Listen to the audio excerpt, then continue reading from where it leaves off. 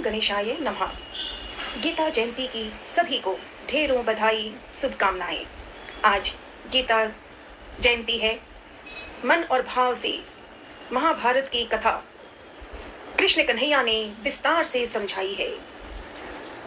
कृष्ण ने अर्जुन को विशेष रूप में जो समझाया वो सिर्फ अर्जुन के लिए ही नहीं, ये हर उसके लिए है जिसके बारे में अपने जीवन को कैसे जीना चाहिए वो कन्हैया की कही बातों से सब उत्तर सामने हो जाते हैं।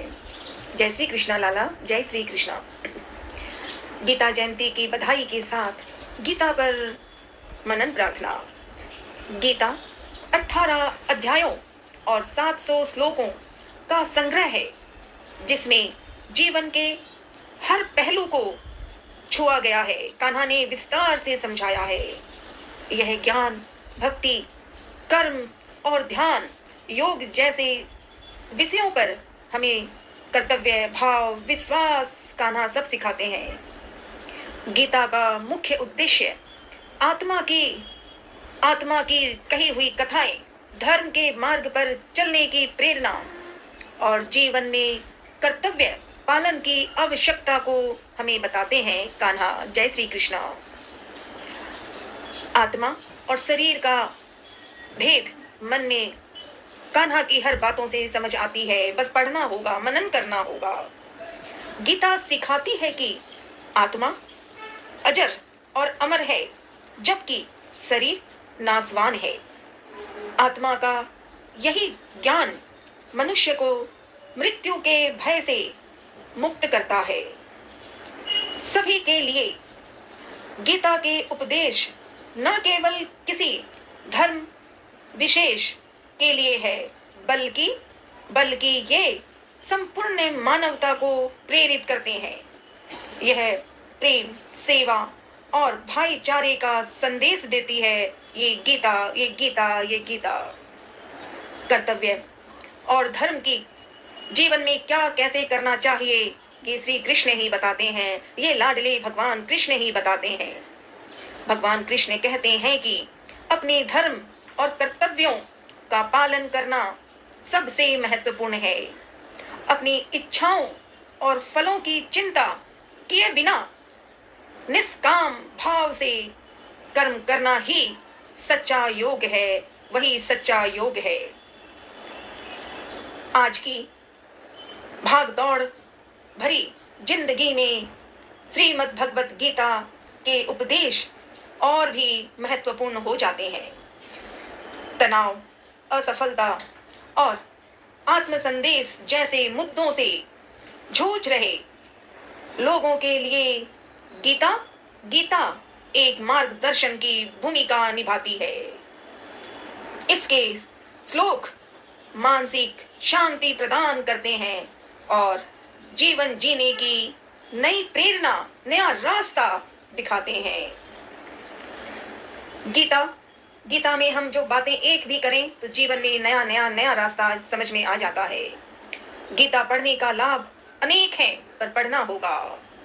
मुख्य तौर पे गीता का लाभ यूं है कि जीवन के वास्तविक उद्देश्य को समझने में मदद मिलती है। मानसिक शांति और सकारात्मकता की वृद्धि होती है। विपरीत परिस्थितियों में धैर्य और संतुलन बनाए रखना चाहिए। आत्मज्ञान और आत्मविश्वास का विकास जरूर होता है। कृष्ण कन्हैया यही बताते हैं।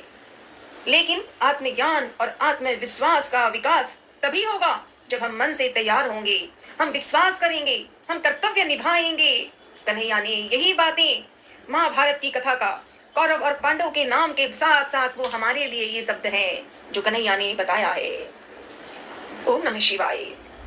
श्रीमद् भगवत गीता जीवन का ऐसा धर्म है जो हिंदू धर्म का एक महत्वपूर्ण ग्रंथ है जिसे भगवान श्री कृष्ण जी के द्वारा अर्जुन को दिए गए उपदेश का संग्रह है।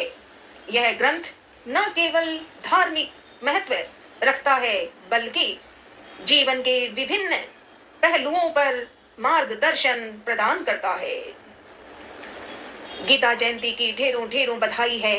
सभी करते हैं और सदा करेंगे, क्योंकि जीवन में कान्हा ने जो बना के दिया है, गीता से पढ़ी हुई बातों को मन में एक शब्द सही मान लें तो जीवन सफल होता है।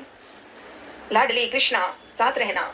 आज गीता जयंती की बधाई हो रही है, सब कर रहे हैं, मुझे अर्थ नहीं आ रहा, मनन करती हूँ। लाडले राधे कान्हा, कान्हा राधे साथ रहना। गीता का सार अपने आप में अनंत है। गीता का मुख्य संदेश कर्म योग है। गीता का मुख्य संदेश कर्म योग है, अर्थात कर्तव्य पथ पर चलते हुए निष्काम भाव से कार्य करना चाहिए। ये गीता का सार में ही हमें समझाते हैं, बताते हैं, करना होगा हमें।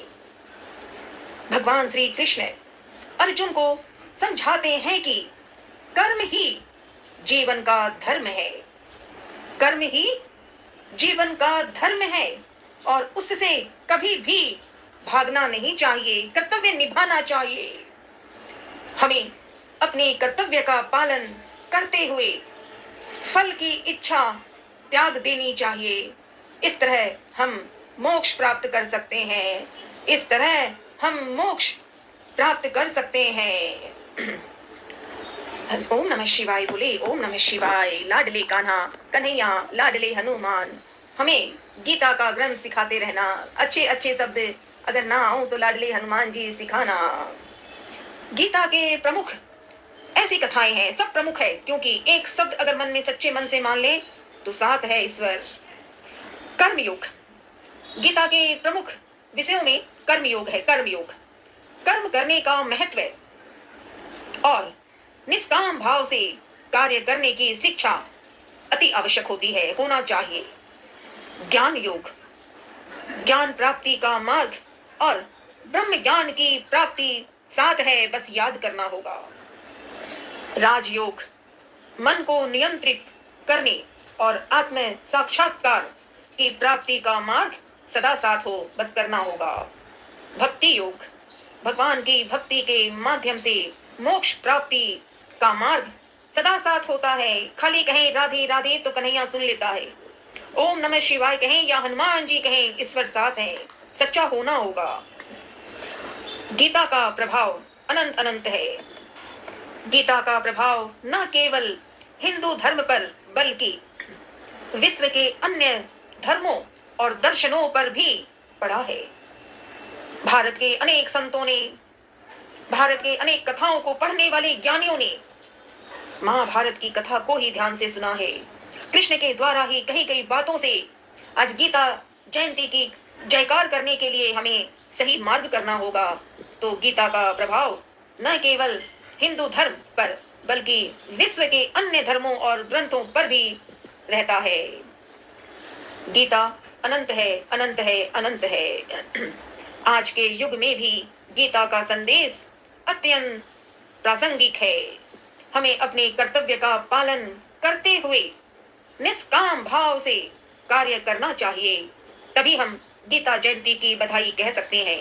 हम कर्तव्य निभा पाए, हम विश्वास से अपने कार्य को करें और वापस के लिए ना सोचे कि हमें क्या मिलेगा, क्योंकि ईश्वर खुद साथ है। और गीता जयंती की बधाई देने से पहले हम खुद अपने स्वभाव को, अपनी आदतों को सुधार पाएं और तभी हम गीता जयंती की बधाई कहें तो सही लगेगा। हमें लालच, मोह, घमंड, क्रोध, बेवजह गुस्सा करना, क्रोध से दूर रहना चाहिए हमें। ये गीता में कृष्ण ने जो लिखा है वो यही है कि लालच, मोह, घमंड, क्रोध ना करें और क्या करें, सत्य, अहिंसा और धर्म का पालन करें।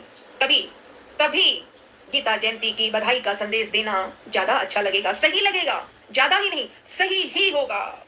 सो पुनः प्रयास लाडले कृष्णा, भगवान कृष्णा, ओ लड्डू गोपाल कृष्णा, आपको प्रणाम। गीता जयंती की ढेरों ढेरों बधाई, ढेरों ढेरों बधाई, शुभकामनाएं। राधे राधे राधे राधे राधे राधे। ओम नमः शिवाय। हर हर महादेव।